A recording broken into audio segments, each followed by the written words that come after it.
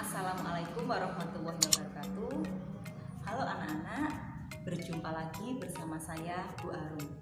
Hari ini kita akan belajar tema 6, panas dan perpindahannya, subtema 1, suhu dan kalor, pembelajaran ketiga. Sebelum belajar, mari kita berdoa terlebih dahulu. Berdoa mulai. Berdoa selesai. Oke anak-anak, mari kita simak materi hari ini bersama-sama. Assalamualaikum warahmatullahi wabarakatuh. Anak-anak, hari ini kita akan belajar tema 6, panas dan perpindahannya, subtema 1, suhu dan kalor, pembelajaran ketiga. Materi pembelajaran kita hari ini yang pertama, kesimpulan bacaan, kedua, interaksi manusia dengan lingkungannya dan pengaruhnya, ketiga, hak dan kewajiban. Tujuan pembelajaran kita hari ini yang pertama, dengan membuat kesimpulan dari bacaan manusia dengan lingkungan alam, peserta didik mampu menyajikan ringkasan teks penjelasan secara benar. Dua, dengan melakukan kegiatan pengamatan, peserta didik mampu mengidentifikasi interaksi manusia dengan lingkungan dan pengaruhnya secara benar. Tiga, dengan menuliskan hasil pengamatannya, peserta didik mampu membuat laporan hasil observasi di lingkungan sekitar tentang interaksi manusia dengan lingkungan secara tepat dan jelas. 4.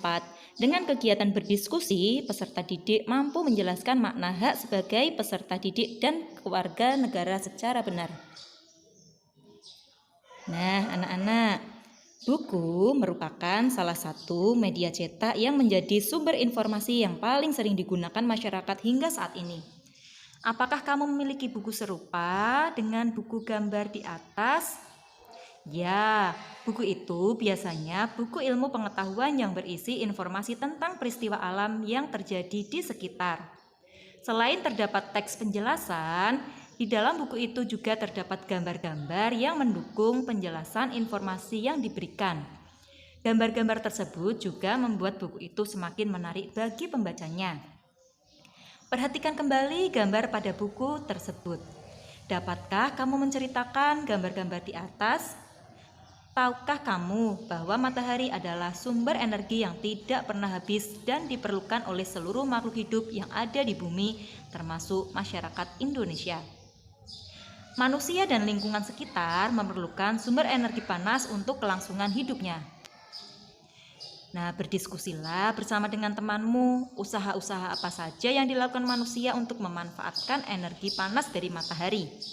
Bagaimana masyarakat sekitarmu memanfaatkan energi panas untuk memenuhi kebutuhan hidupnya?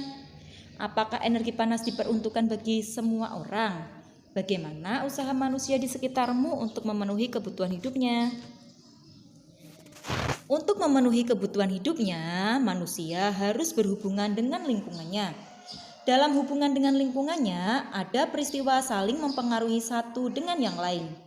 Matahari adalah sumber kehidupan yang memungkinkan lingkungan manusia berjalan sebagaimana mestinya.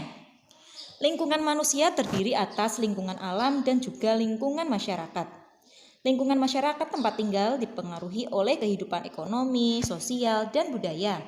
Bagaimana manusia berhubungan dengan lingkungan alamnya? Simaklah bacaan berikut ini. Manusia dengan lingkungan alam. Semua makhluk hidup yang ada di bumi melakukan hubungan dengan sesama makhluk hidup maupun dengan lingkungannya. Lingkungan alam terdiri atas benda mati dan makhluk hidup. Lingkungan alam merupakan sumber penghidupan bagi makhluk hidup, karena alam menyediakan semua kebutuhan makhluk hidup. Benda mati dan makhluk hidup saling mempengaruhi antara satu dengan yang lainnya. Bahkan antar keduanya saling berkaitan. Salah satu bentuk hubungan antara benda mati dan makhluk hidup adalah jenis tanah, suhu, dan curah hujan di suatu tempat dapat mempengaruhi jenis tanaman yang tumbuh dan hewan yang berkembang di daerah tersebut. Makhluk hidup juga dapat mempengaruhi benda mati. Contohnya, daerah yang banyak tumbuhannya akan menyebabkan daerah tersebut menjadi lebih sejuk. Daerah yang masih banyak tumbuhannya cenderung memiliki air tanah yang baik dan berlimpah. Hal ini terjadi karena tanaman membantu tanah untuk menahan air dan menyimpannya di dalam tanah dengan baik. Bagaimana dengan manusia? Nah, setelah kalian membaca bacaan tersebut, nanti kalian menjawab pertanyaan-pertanyaan di bawah ini. Silakan jawab pertanyaan berikut. Dilanjut dengan pertanyaan di bawah ini, 1 sampai 5. Dari bacaan itu, saya semakin mengerti bahwa manusia sangat bergantung pada lingkungan alamnya. Betul, manusia mempunyai kemampuan untuk mempelajari keadaan lingkungannya dan melakukan menyesuaikan untuk bertahan hidup. Yuk, kita coba untuk mengamati lingkungan sekitar kita. Bentuk dan hasil interaksi dengan alam. Sejak dahulu, manusia melakukan interaksi dengan lingkungan alamnya. Interaksi manusia dengan lingkungan alam sangat berhubungan dengan pekerjaan manusia. Misalnya, masyarakat yang tinggal di sepanjang pantai akan memiliki mata pencaharian sebagai nelayan, petani tambak, dan lain-lain, atau penyedia jasa pariwisata. Sedangkan masyarakat yang hidup di daerah dataran tinggi atau dataran rendah akan memilih bekerja sebagai petani sayur atau buah dan buruh perkebunan. Contoh tersebut membuktikan bahwa interaksi antara komponen yang satu dan komponen yang lainnya tidak dapat dipisahkan dan terus mengalami perubahan sesuai dengan kebutuhan manusia. Pada awalnya, manusia memanfaatkan apa adanya sumber daya yang tersedia di alam tanpa melakukan upaya untuk mengubah alam. Kemudian, manusia berupaya bercocok tanam dengan cara berladang untuk memenuhi kebutuhan hidupnya. Pada periode berikutnya, mereka bercocok tanam dan menetap sampai kemudian mengembangkan pemukiman dan perkotaan serta berbagai jenis industri. Pertanian atau peternakan merupakan salah satu upaya untuk memenuhi kebutuhan manusia yang terus meningkat seiring dengan meningkatnya populasi. Manusia mengubah alam tidak hanya sebagai sumber pangan, tetapi juga pakaian yang beragam bentuknya, rumah mewah, kendaraan, dan lain-lain. Hal ini menunjukkan bahwa interaksi yang dilakukan manusia dengan alam menghasilkan sesuatu yang dapat dimanfaatkan dalam kehidupannya. Karena kebutuhan manusia beragam, ini akan mengakibatkan permintaan akan sumber daya alam semakin meningkat. Perhatikan lingkungan di sekitar tempat tinggalmu. Cobalah amati lingkungan di sekitarmu. Kamu yang pertama akan mengamati kondisi geografis lingkungan di daerah tempat tinggalmu. Apakah termasuk daerah pantai, pegunungan, atau dataran? Yang kedua, pekerjaan masyarakat di sekitarmu. 3. Bentuk interaksi masyarakat sekitarmu dengan lingkungan alam. Lalu tuangkan pada tabel. Saya baru menyadari bahwa ada yang saya makan berasal dari hubungan manusia dengan lingkungan alamnya. Saya bersyukur tinggal di daerah yang memiliki pertanian yang melimpah. Di daerah Papua mereka biasa memakan umbi-umbian, Din. Hal itu terjadi karena di sana mereka tidak menanam padi seperti masyarakat di Pulau Jawa. Umbi-umbian merupakan tanaman yang paling mudah tumbuh dan mudah dirawat di sana. Wah, saya baru tahu. Berarti jika daerahnya berbeda, tanaman yang dihasilkan pun bisa berbeda ya. Masyarakat yang tinggal di sana juga harus menyesuaikannya. Pengetahuan yang baru untukku, Ben. Wah, saya baru tahu. Berarti jika daerahnya berbeda, tanaman yang dihasilkan pun bisa berbeda ya. Masyarakat yang tinggal di sana juga harus menyesuaikannya. Pengetahuan yang baru untukku, Ben. Tahukah kamu bahwa setiap manusia yang hidup di dalam masyarakat mempunyai hak yang dilindungi oleh undang-undang? Salah satu hak warga negara Indonesia adalah mendapatkan pendidikan yang layak. Tahukah kamu apa maknanya? Kita adalah warga negara Indonesia. Kamu yang lahir dan besar di Indonesia mempunyai hak sebagai warga negara Indonesia. Sebagai seorang siswa pun, kamu mempunyai hak-hak yang harus kamu ketahui. Bacalah bacaan berikut ini dengan seksama sebelum kamu melakukan kegiatan berikutnya. Konvensi Hak-Hak Anak. Anak-anak merupakan generasi penerus cita-cita perjuangan sebuah bangsa. Oleh karenanya, kebutuhan untuk tumbuh dan berkembang dalam kehidupan anak harus diutamakan. Sayangnya, tidak semua anak mempunyai kesempatan yang sama dalam mewujudkan harapannya. Banyak di antara mereka yang mengalami kesulitan untuk tumbuh dan berkembang secara sehat dan mendapatkan pendidikan yang terbaik. Banyak anak berasal dari keluarga yang kurang mampu, yang tidak mendapatkan layanan pendidikan dan kesehatan. Tak hanya itu, akibat perang dan pertikaian yang terjadi di beberapa negara menyebabkan banyak anak menjadi korban. Hak-hak mereka terabaikan sehingga menjadi korban kekerasan.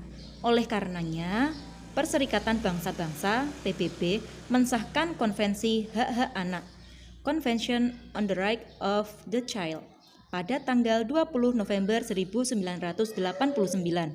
Konvensi ini bertujuan untuk memberikan perlindungan terhadap anak dan menegakkan hak-hak anak di seluruh dunia. Konvensi Hak Anak merupakan sebuah dokumen yang dibuat oleh Perserikatan Bangsa-Bangsa yang secara resmi memberikan hak-hak kepada anak-anak sedunia. Dokumen ini juga telah diratifikasi atau disetujui oleh hampir semua pemimpin negara yang ada di dunia. Indonesia menjadi salah satu negara yang mendukungnya. Apa saja hak-hak anak menurut Konvensi Hak-Hak Anak? Menurut konvensi ini, hak anak dikelompokkan dalam 4 golongan, yaitu yang pertama, hak kelangsungan hidup, hak untuk melestarikan dan mempertahankan hidup, dan hak memperoleh standar kesehatan tertinggi dan perawatan yang sebaik-baiknya. Apakah kamu tahu nama lengkap kedua orang tuamu? Apakah kamu tahu asal-usul kedua orang tuamu? Apakah kamu tahu asal-usul keluargamu? Setiap anak berhak tahu keluarganya dan identitas dirinya. Yang kedua, hak perlindungan. Perlindungan dari diskriminasi, eksploitasi, kekerasan, dan keterlantaran. Kamu memiliki hak yang sama dengan anak lain untuk melakukan kegiatan keagamaanmu atau melakukan kegiatan perayaan tradisimu. Sebagai seorang anak, kamu belum boleh bekerja dan kamu berhak diperlakukan secara baik tanpa kekerasan.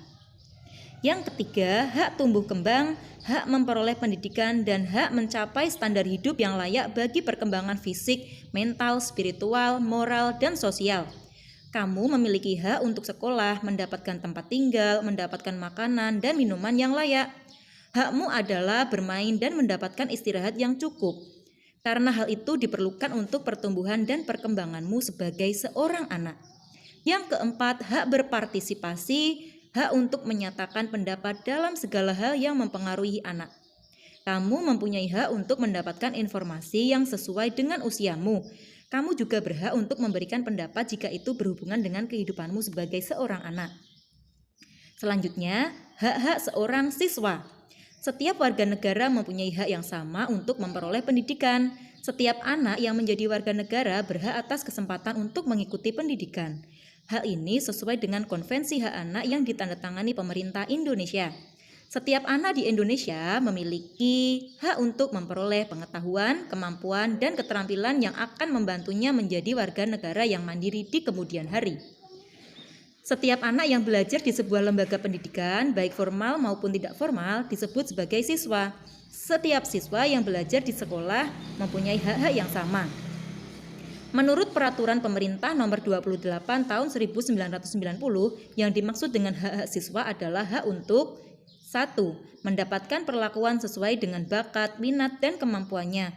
2. Memperoleh pendidikan agama sesuai dengan agama yang dianutnya. 3. Mengikuti program pendidikan yang bersangkutan atas dasar pendidikan berkelanjutan, baik untuk mengembangkan kemampuan diri maupun untuk memperoleh pengakuan tingkat pendidikan tertentu yang telah dibakukan. 4. Mendapatkan bantuan fasilitas belajar, beasiswa, atau bantuan lain sesuai dengan persyaratan yang berlaku. 5. Pindah ke sekolah yang sejajar atau yang tingkatannya lebih tinggi sesuai dengan persyaratan penerimaan siswa pada sekolah yang hendak dimasuki. 6. Memperoleh penilaian hasil belajarmu. 7. Menyelesaikan program pendidikan lebih awal dari waktu yang ditentukan. 8. Mendapatkan pelayanan khusus bila mana menyandang cacat. Nah, sekarang kalian tahu kan apa itu hak? Hak adalah segala sesuatu yang harus kita terima atau kita miliki. Oke, cukup sekian. Terima kasih. Demikian untuk pembelajaran kita hari ini. Sebelum kita akhiri, mari kita berdoa terlebih dahulu. Berdoa mulai. Selesai. Cukup sekian anak-anak. Wassalamualaikum warahmatullahi wabarakatuh.